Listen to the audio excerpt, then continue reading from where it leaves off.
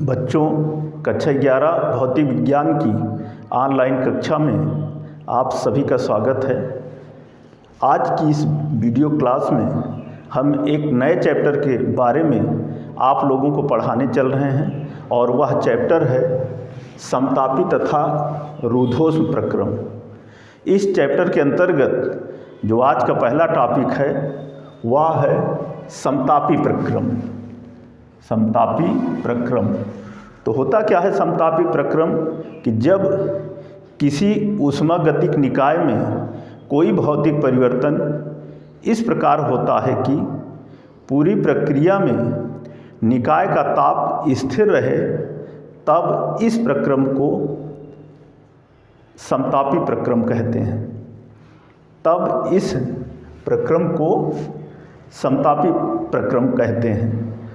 और आदर्श गैस में समतापी परिवर्तन जो है वह बायल के नियम के अनुसार होता है, अर्थात पीवी बराबर नियतांक इसके अनुसार होता है। तो आइए इसको लिख लेते हैं। जब किसी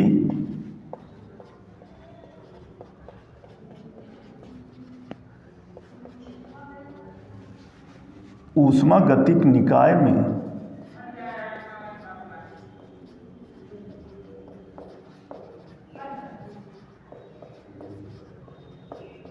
कोई भौतिक परिवर्तन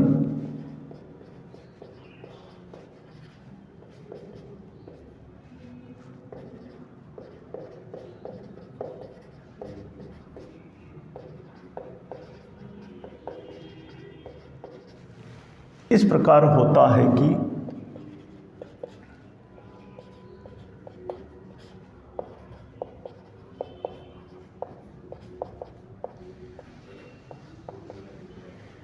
पूरी प्रक्रिया में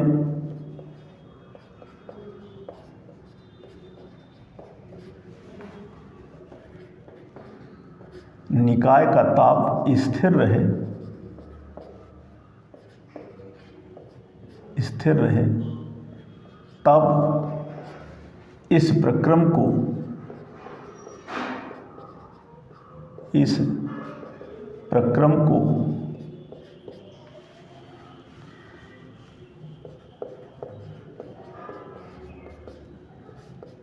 समतापी प्रक्रम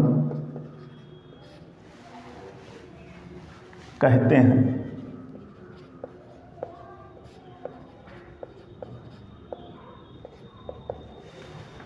हमने कहा कि जब किसी ऊष्मागतिक निकाय में कोई भौतिक परिवर्तन इस प्रकार होता है कि पूरी प्रक्रिया में निकाय का ताप स्थिर रहे, तब इस प्रक्रम को समतापी प्रक्रम कहते हैं। आदर्श गैस में समतापी परिवर्तन बायल के नियम के अनुसार होता है। इसको भी लिख लेते हैं। आदर्श गैस में समतापी परिवर्तन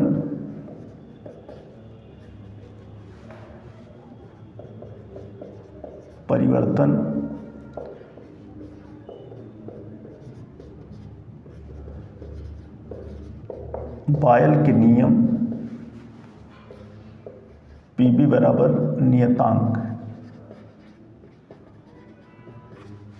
के अनुसार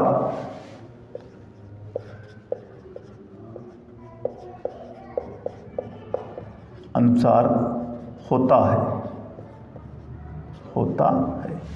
आदर्श गैस में समतापी परिवर्तन जो है वह बायल के नियम के अनुसार होता है। बायल के नियम का मतलब पीवी बराबर नियतांक, इसके अनुसार होता है।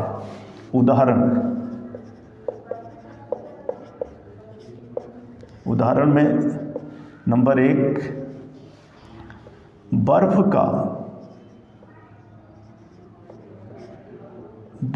का अपने गलनांक पर पिघलना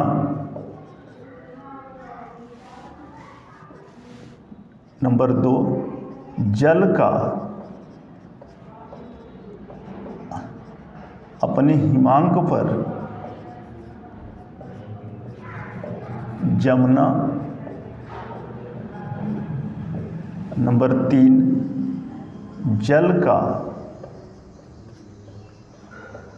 अपने क्वथनांक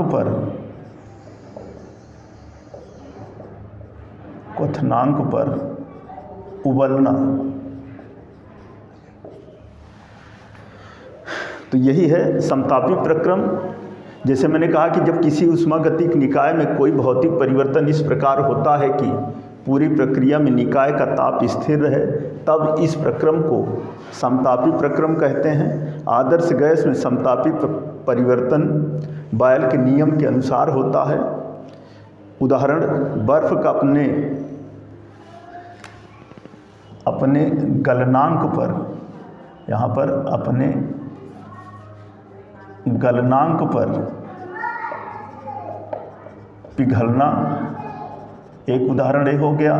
दूसरा है कि जल का अपने हिमांक पर जमना, और तीसरा है जल का अपने क्वथनांक पर उबलना। तो ये था समतापी प्रक्रम।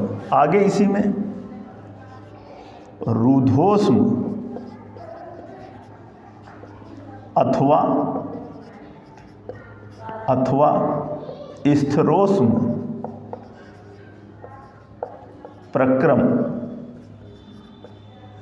स्थिरोष्म प्रक्रम, तो सबसे पहले तो परिभाषा जैसे यहाँ पर मैंने बताया, इसी तरह से रुद्धोष्म प्रक्रम की क्या परिभाषा होती है कि जब किसी ऊष्मागतिक निकाय में कोई भौतिक परिवर्तन इस प्रकार होता है कि पूरी प्रक्रिया में निकाय तथा बाह्य वातावरण के बीच में ऊष्मा का आदान प्रदान ना हो, तब ऐसे प्रक्रम को ही समतापी प्रक्रम कहते हैं। आदर्श गैस में रुद्धोष्म परिवर्तन पायसन के नियम के अनुसार होता है। पीबिक पावर गामा इक्वल टू नियतांक। तो यहाँ पर इस परिभाषा को भी इसी तरह से लिख लेते हैं कि जब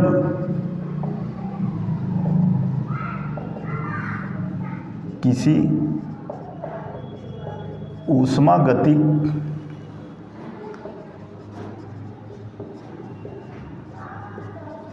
निकाय में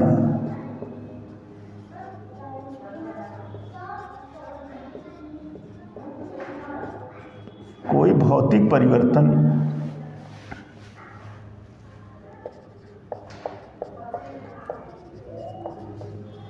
इस प्रकार होता है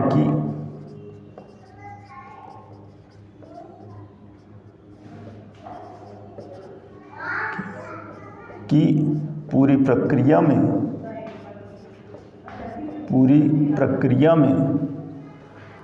निकाय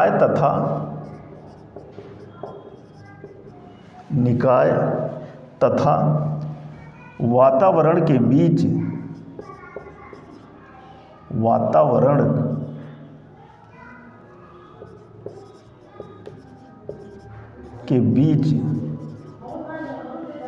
ऊष्मा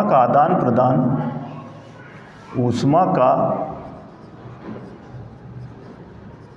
आदान प्रदान ना हो, तो इस प्रक्रम को रुद्धोष्म अथवा स्थिरोष्म प्रक्रम कहते हैं। आदर्श गैस में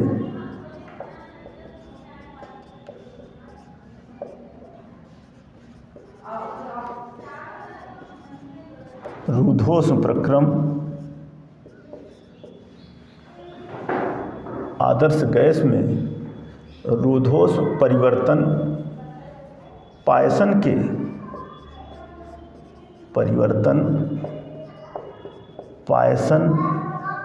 के नियम ब्रैकेट में PB की पावर गामा इक्वल टू नियतांक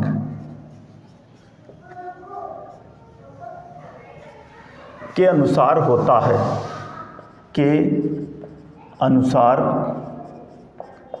होता है, उदाहरण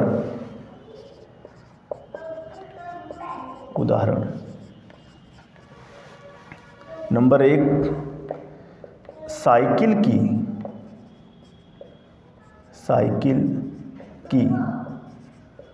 ट्यूब के फटने पर निकली वायु का ठंडा होना। नंबर 2, CO2 सिलेंडर के खोल देने पर CO2 का शुष्क बर्फ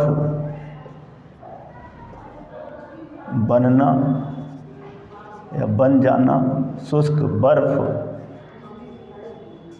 बन जाना। नंबर 3,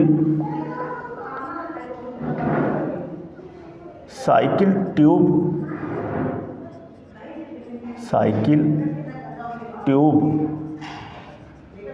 के वाल्व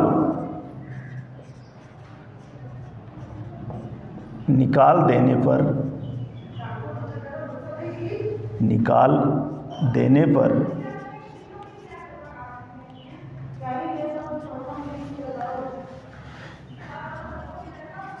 निकली वायु का ठंडा होना।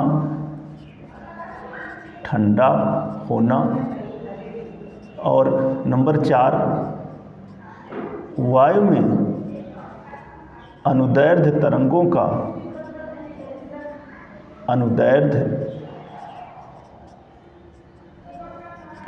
का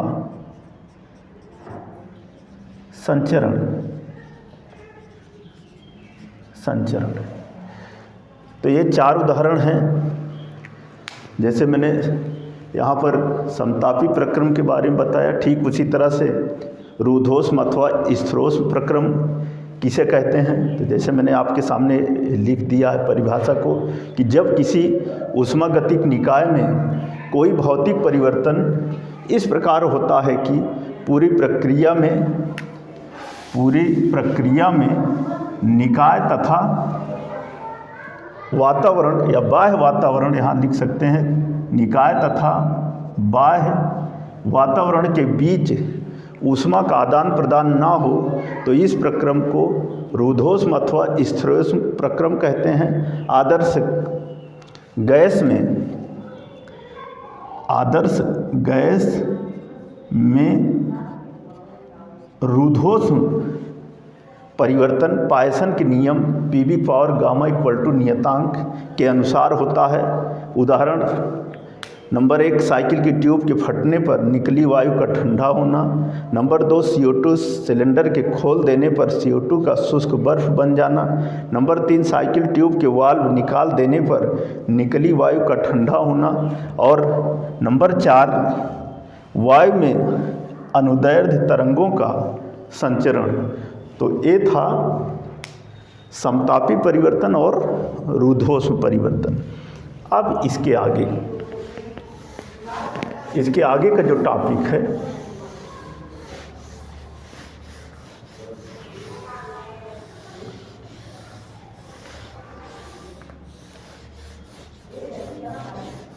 अगला टॉपिक है कि रूद्धोष्म प्रक्रम के लिए आदर्श गैस के रूद्धोष्म प्रक्रम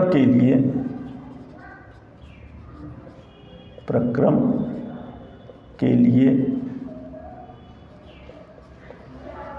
आदर्श गैस के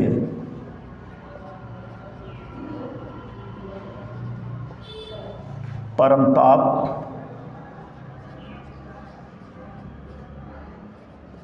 रुद्धोष्म प्रक्रम के लिए आदर्श गैस के परमताप और आयतन के बीच में संबंध। तो अगला टॉपिक है कि रुद्धोष्म प्रक्रम के लिए आदर्श गैस के परमताप और आयतन के बीच में संबंध। तो पायसन के नियम के अनुसार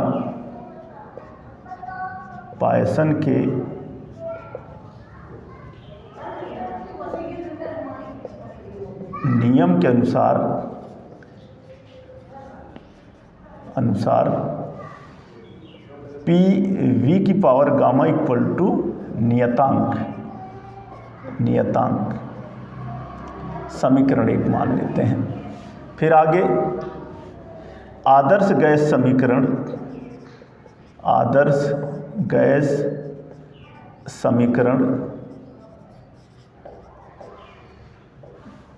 PV इक्वल टू RT अथवा P equal to RT upon V। अब इस P के मान को इसी समीकरण 1 में रख देते हैं। लिखते हैं कि समीकरण 1 में P का मान रखने पर, और जब समीकरण 1 में P के मान को रखेंगे तो होगा क्या, P की जगह पर हो जाएगा RT अपान V और गुणे V की पावर गामा इक्वल टू नियतांक बराबर नियतांक। इसको हम लिख सकते हैं इस तरह से, अथवा T अपान V और V की पावर गामा इक्वल टू नियतांक। और इसको इस तरह भी लिख सकते हैं, T V की पावर गामा -1 इक्वल टू नियतांक। जब यह जो है V जब ऊपर जाएगा तो वैसी स्थिति में B की पावर -1 और B की पावर गामा का जो गुणनफल है वह गामा -1 के बराबर होगा। और यही T B की पावर गामा -1 बराबर नियतांक, यही जो है रुद्धोष्म प्रक्रम के लिए आदर्श गैस के परमताप और आयतन के बीच में संबंध होता है। मैंने इस संबंध को प्राप्त करने के लिए पायसन के सूत्र को लिया, PV पावर गामा बराबर नियतांक, आदर्श गैस समीकरण PV बराबर RT से P के मान को इस पायसन के नियम में रख दिया तो आया T V की पावर गामा माइनस नियतांक। तो ये था परमताप और आयतन के बीच में संबंध। अब इसी से संबंधित जो अगला टॉपिक है वह है परमताप और दाब के बीच में संबंध। परमताप और दाब के बीच में संबंध कहने का मतलब रुद्धोष्म प्रक्रम के लिए आदर्श गैस के परमताप और दाब के बीच में संबंध। तो परमताप और दाब के बीच में संबंध को प्राप्त करने के लिए पायसन के नियम के अनुसार PV पावर गामा बराबर नियतांक, इसको समीकरण 1 मान लेते हैं जैसे अभी इसके पहले हमने माना। फिर आदर्श गैस समीकरण PV बराबर RT, अथवा जब अगर हमें P और T के बीच में प्राप्त करना है तो हम B के मान को यहाँ से रखेंगे, और अगर T और V के बीच में प्राप्त करना है तो हम P के मान को रखते हैं जैसे कि इसके पहले वाले समीकरण में हमने रखा था। तो यहाँ पर हो जाएगा अथवा V equal to RT upon P। इस मान को समीकरण एक में रखने पर जब रखेंगे तो हो जाएगा क्या, P B की पावर गामा की जगह पर हो जाएगा RT अपान P की होल पावर गामा और बराबर नियतांक, ये हो जाएगा, अथवा P इंटू R की पावर गामा T की पावर गामा और बटे P की पावर गामा बराबर नियतांक। इसको हम लिख सकते हैं अथवा T की पावर गामा और बटे P की पावर -1 इंटू P की पावर गामा बराबर नियतांक। और इसको हम इस तरह भी लिख सकते हैं, अथवा T की पावर गामा और बटे P की पावर गामा -1 और बराबर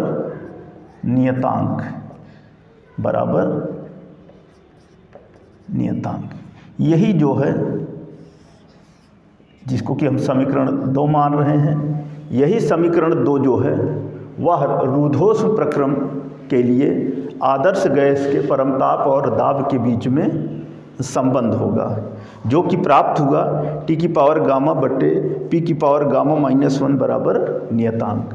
इसको प्राप्त करने के लिए पायसन के नियम के अनुसार PB की पावर गामा बराबर नियतांक, जिसको हमने समीकरण 1 माना, फिर आदर्श गैस समीकरण PB बराबर RT से हम B के मान को समीकरण 1 में रख दिया और रखने के पश्चात हमें प्राप्त हुआ T की पावर गामा पूरे के बटे P की पावर गामा -1 बराबर नियतांक। तो ये था रूधोष्म प्रक्रम के लिए आदर्श गैस के परमताप और दाब के बीच में संबंध। तो बच्चों, आज की इस वीडियो में जिन टॉपिकों के बारे में हमने आपको बताया है उसे ध्यानपूर्वक देखें और जैसे बताया गया है उसको ध्यान से सुने और नोट करें। इस चैप्टर के जो और टॉपिक्स हैं उनको हम आपको अगली वीडियो में बताएंगे। धन्यवाद।